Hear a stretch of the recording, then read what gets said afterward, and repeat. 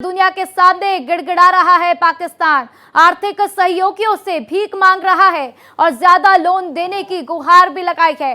तो 48 घंटे में ही घुटनों पर पाकिस्तान आ गया। पाकिस्तान 48 घंटों में घुटनों पर आ गया है। तो भारत के जवाबी हमलों से हुए भारी नुकसान के बाद पाकिस्तान अपने आर्थिक सहयोगी देशों से भीख मांग रहा है और ज्यादा लोन देने की लगातार मांग कर रहा है।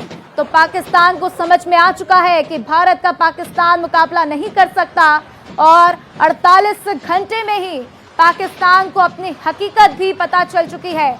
तो आर्थिक सहयोग के लिए सहयोगियों के आगे गिड़गिड़ा रहा है पाकिस्तान। तो दूसरे देशों से पाकिस्तान लोन मांगता हुआ और हर बार की तरह इस बार भी पाकिस्तान दुनिया के तमाम देशों से भीख मांग रहा है।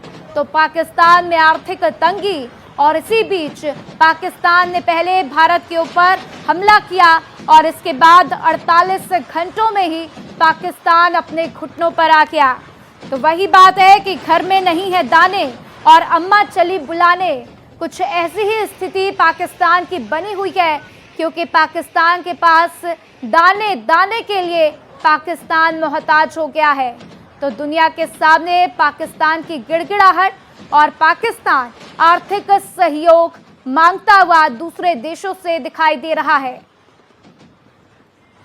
तो पाक की हालत एकदम खस्ता हो चुकी है। पाकिस्तान समझ चुका है कि उसके पास सर्वाइवल के लिए 1 रुपया नहीं बचा है।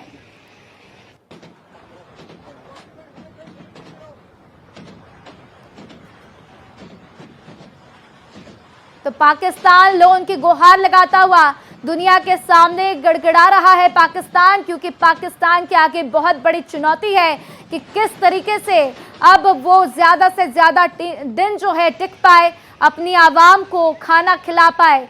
लेकिन पाकिस्तान ने भारत के ऊपर हमला करके बहुत बड़ी गलती कर दी है, क्योंकि भारत पाकिस्तान को लगातार जवाब दे रहा है।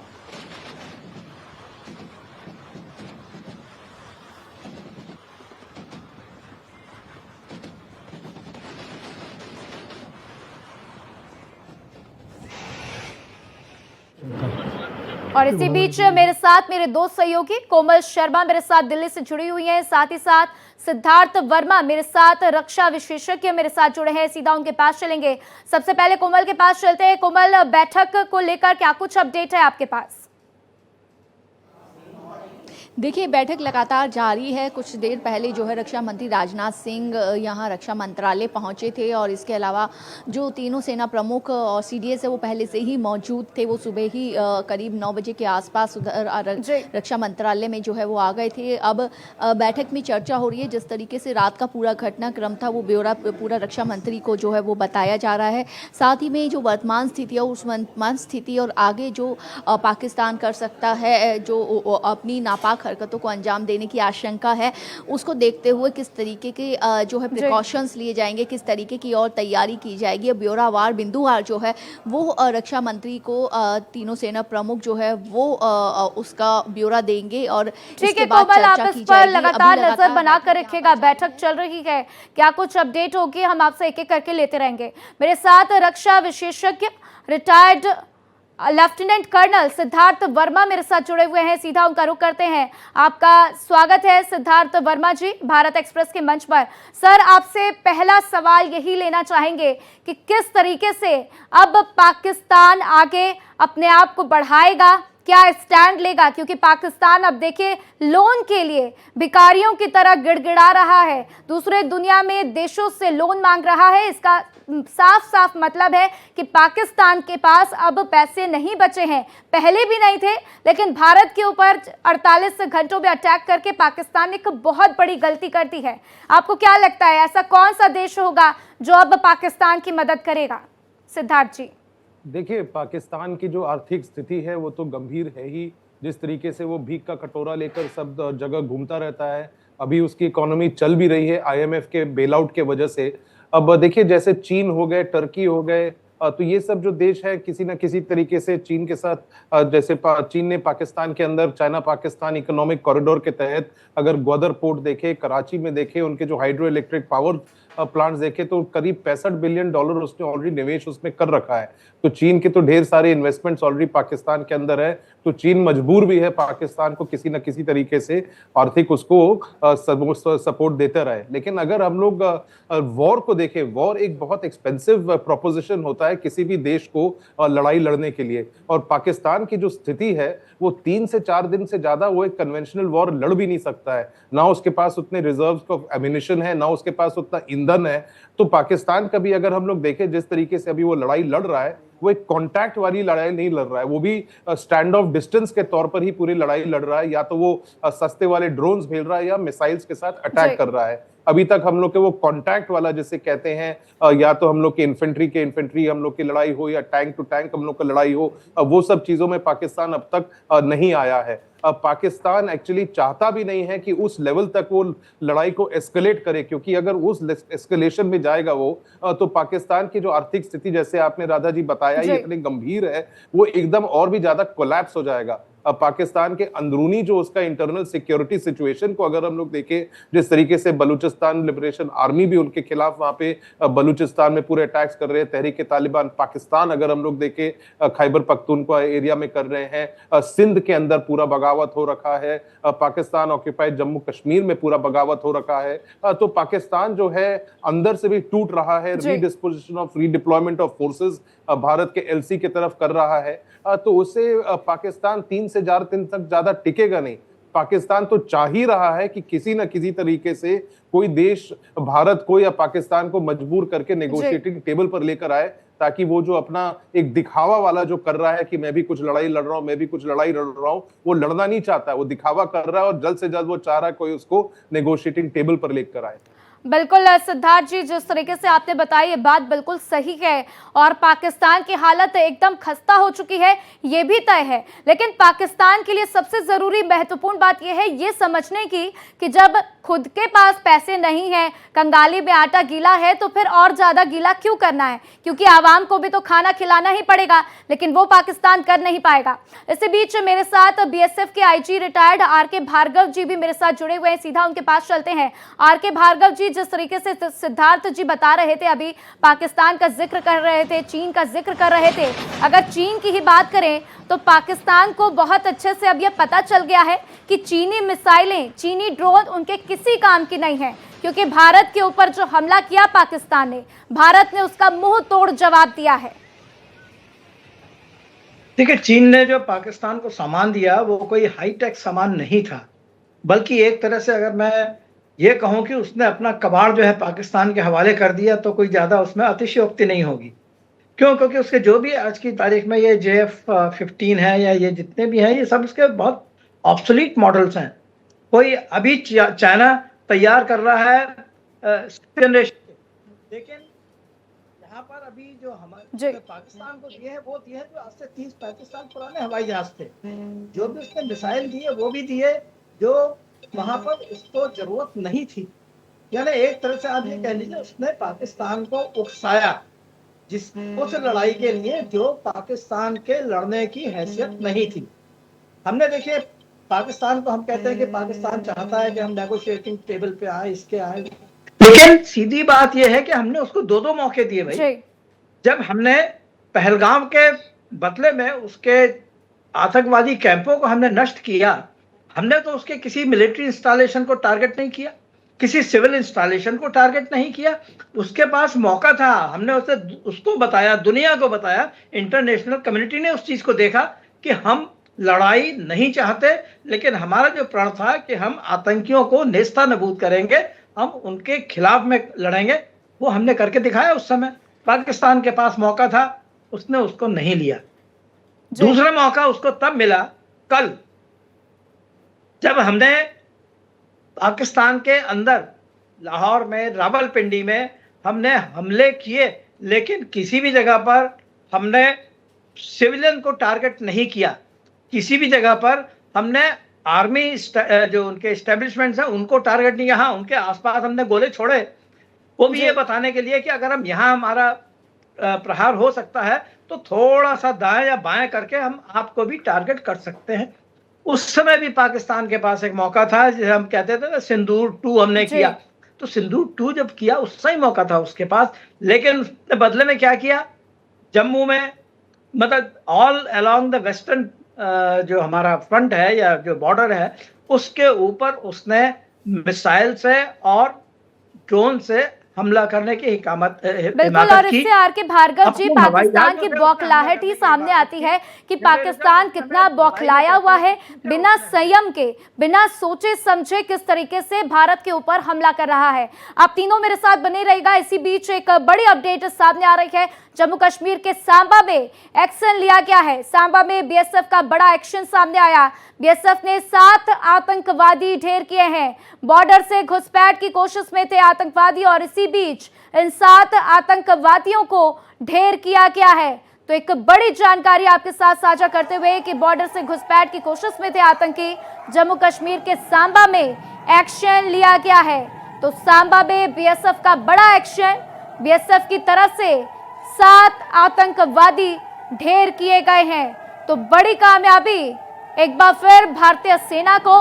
तो भारतीय सेना जिस तरीके से पाकिस्तान को करारा जवाब दे रही है, लेकिन साथ ही साथ आतंकवाद का भी सफाया कर रही है। 7 आतंकवादियों को बीएसएफ ने ढेर कर दिया है और एक बड़ी कामयाबी है बीएसएफ के लिए, क्योंकि बॉर्डर से घुसपैठ की कोशिश में थे ये सभी आतंकी, जिनको सांबा में एक्शन लेते हुए मार गिराया गया है। तो बीएसएफ ने बड़ा एक्शन लिया और बड़े एक्शन के साथ आतंकवादियों को ढेर कर दिया। तो वही पंजाब के होशियारपुर में मिसाइल मिली है।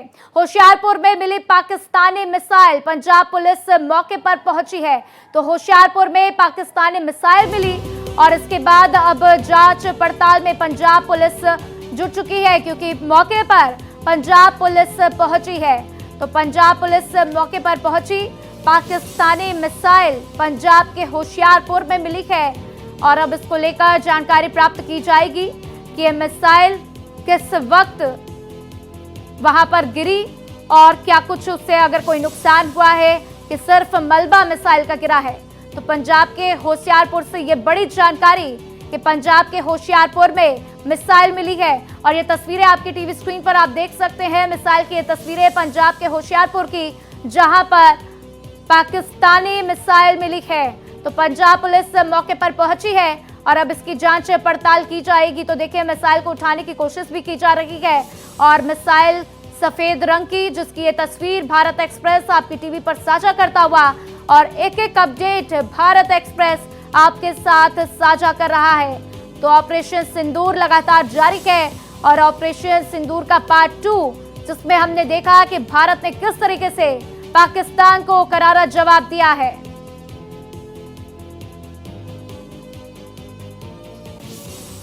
और इसी बीच मेरे सहयोगी मेरे साथ लगातार बने हुए हैं। सीधा चलेंगे सिद्धार्थ वर्मा जी के पास।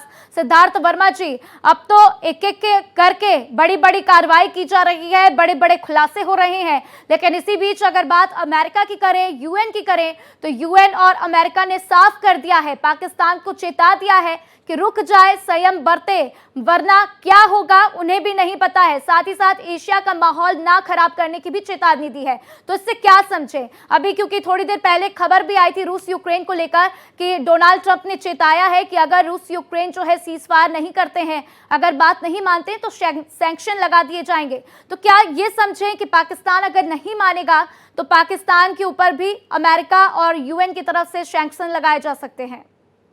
जी राधा जी, बहुत पर्टिनेंट आपने एक पॉइंट रेज किया है। इसमें दो पहलू हैं। देखिए, पहली चीज तो ये है कि मार्को रूबियो जो सेक्रेटरी ऑफ स्टेट है अमेरिका के, उनकी बातचीत हमारे फॉरेन मिनिस्टर श्री जयशंकर के साथ भी हुई है और साथ ही साथ उनकी बातचीत शहबाज शरीफ जो प्रधानमंत्री हैं पाकिस्तान के, उनके साथ भी हुई है। और प्रधानमंत्री शहबाज शरीफ से जो उन्होंने बात कही है उस पर उन्होंने साफ ये कह दिया कि पाकिस्तान को डीएस्केलेट तो करना ही चाहिए, लेकिन साथ ही साथ उन्होंने ये कहा कि पाकिस्तान को टेररिस्ट ग्रुप्स को सपोर्ट करना बंद कर देना है।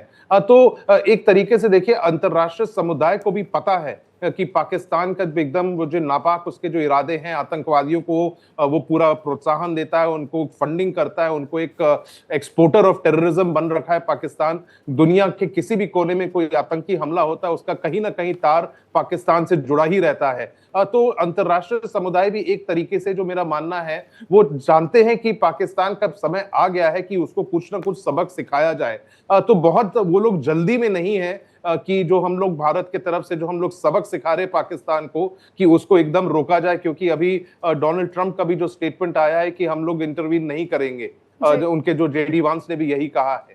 रही बात रशिया यूक्रेन की जो वॉर है, जो अपने दूसरी पहलू कही है, देखिए डोनाल्ड ट्रंप जो है, अगर वो चाहते हैं रशिया यूक्रेन वॉर को अगर रुकवाने के लिए, तो वहां पे रशिया भी जो है एक बहुत बड़ा सुपर पावर है, जो अमेरिका के टक्कर का ही है। तो वहां पे उतना ज्यादा इन्फ्लुएंस उनका चले ना चले, वो कोशिश तो कर रहे हैं। लेकिन अगर पाकिस्तान को देखें तो अमेरिका अगर चाहेगा, डोनाल्ड ट्रंप उनको एक बार फोन करेगा, वो गिड़गिड़ाकर घुटने पर आकर तुरंत वो मान जाएगा। और पाकिस्तान तो चाह भी रहा है कि कोई आके उसको मजबूर करे और भारत को मजबूर करे नेगोशिएशन टेबल पे आने के लिए। लेकिन अमेरिका भी यही चाह रहा है कि it is about time Pakistan was taught a lesson, कि उनके अंदर जो ये पूरे जो टेरर के जो पूरे बुनियाद उन लोग के जो बन रखे हैं टेरर कैंप्स, तो वो लोग भी चाह रहे हैं, अंतर्राष्ट्रीय समुदाय भी चाह रहा है कि जब भारत के कार्रवाई कर रहा है, तो पाकिस्तान के अंदर का टेरर फैक्ट्री अगर थोड़ा सा नष्ट हो जाए, उससे दुनिया भी थोड़ा बेटर हो जाएगा। तो इसलिए वो लोग बहुत जल्दी में भी नहीं है पाकिस्तान के साथ इंटरवीन करके उसको करने के लिए। सब चाह रहे हैं अंतर्राष्ट्रीय समुदाय के। अगर हम लोग मीडिया में भी हम लोग देखें, जिस तरीके से इंटरव्यूज इनके प्रधानमंत्री हो, रक्षा मंत्री हो, फॉरेन मिनिस्टर हो, इनके इंफॉर्मेशन मिनिस्टर हो, जो भी ये लोग झूठ बोलना चाह रहे हैं, अब भारत को अब कुछ कहने की जरूरत नहीं है। अंतर्राष्ट्रीय तौर पर जो मीडिया भी उनको ऐसे तीखे सवाल पूछ रही है कि उनके झूठ वहां पर एकदम सामने पूरे पकड़े जा रहे हैं। बिल्कुल बिल्कुल सिद्धार्थ जी, और देखिए पाकिस्तान भी अच्छे से जानता है कि उसकी ये हालत नहीं है कि वो भारत के ऊपर कार्रवाई कर पाए। लेकिन साथ ही साथ आर के भार्गव जी, आपने एक बहुत ही महत्वपूर्ण बात कही जो कि मेरे दिमाग में लगातार घूम रही है। आपने कहा कि पाकिस्तान की इतनी हिम्मत नहीं, और कहीं ना कहीं चीन उसको उकसा रहा है कि इस तरीके के हमले करे। तो क्या ये समझे कि चीन डरा हुआ है भारत से? क्योंकि अभी कुछ दिन पहले ही रिपोर्ट सामने आई है जिसमें भारत की अर्थव्यवस्था जो है 5वें नंबर से 4थे नंबर पर चले गए। तो ऐसे में चीन को कहीं डर है कि भारत चीन को पीछे छोड़ देगा, और भारत चूंकि लगातार बढ़ रहा है, भारत की अर्थव्यवस्था अच्छी हो रही है, भारत का ट्रेड जो है लगातार दूसरे देशों के साथ अच्छा हो रहा है, तो इसलिए कहीं चीन पाकिस्तान को उकसाकर ये सब करवा रहा है। इसके ऊपर आपका क्या रिएक्शन? ठीक है, हिंदुस्तान और चीन, इन दोनों का एशिया के अंदर प्रभुत्व की लड़ाई तो है, वो हर जगह होती है। ऐसा नहीं कि खाली हमारा और चाइना के बीच में ही है। जहां भी इस तरह के कोई दो पावर होते हैं, देखिए एक टाइम था जब अमेरिका और रशिया के बीच में थी बात, इवन यूरोप के अंदर भी जो देश हैं उनके अंदर भी है ये चीज। चाइना ये कभी नहीं चाहेगा कि हम आगे बढ़ें और उसको आकर के किसी भी जगह पर चैलेंज करें जी।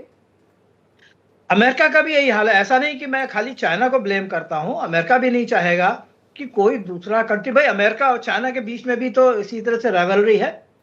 अमेरिका नहीं चाहता कि चाइना उसके बराबर में आए, चाइना नहीं चाहता कि हम उसके बराबर में जाएं। हम शायद नहीं चाहेंगे कि कोई दूसरा कंट्री है जो हमें चैलेंज करे, हालांकि वो हमारे जो देश का कल्चर है उसके खिलाफ है। लेकिन ये बात ठीक है कि चाइना कभी नहीं चाहेगा कि भारत आगे बढ़े, तेजी से आगे बढ़े, उसके बराबर आके खड़ा हो। इसलिए वो चाहेगा हमेशा कि हिंदुस्तान को किसी ना किसी तरह से कहीं ना कहीं उलझा करके रखे, और इसीलिए वो पाकिस्तान को सपोर्ट कर रहा है। उसने पाकिस्तान को इंस्टिगेट किया, पाकिस्तान ने हमला किया। अब यह है कि लड़ाई ज्यादा दिन नहीं चलेगी है, क्योंकि पाकिस्तान के पास इतनी कैपेसिटी नहीं है कि वो इस लड़ाई को ज्यादा लंबे समय तक खींच सके। बिल्कुल आर के भार्गव जी, पाकिस्तान के पास कैपेसिटी भी नहीं है, और पहले ही जो हथियार थे पाकिस्तान के पास उसने यूक्रेन को बेच दिए ज्यादा पैसे में, ये सोच के कि हमारे पास पैसे आ जाएंगे। तो पाकिस्तान की हालत कितनी खस्ता है ये पूरी दुनिया को पता है। अब चूंकि लोन मांग लिया है पाकिस्तान में, तो इससे भी साफ हो जाता है कि पाकिस्तान के पास कुछ भी नहीं बचा है।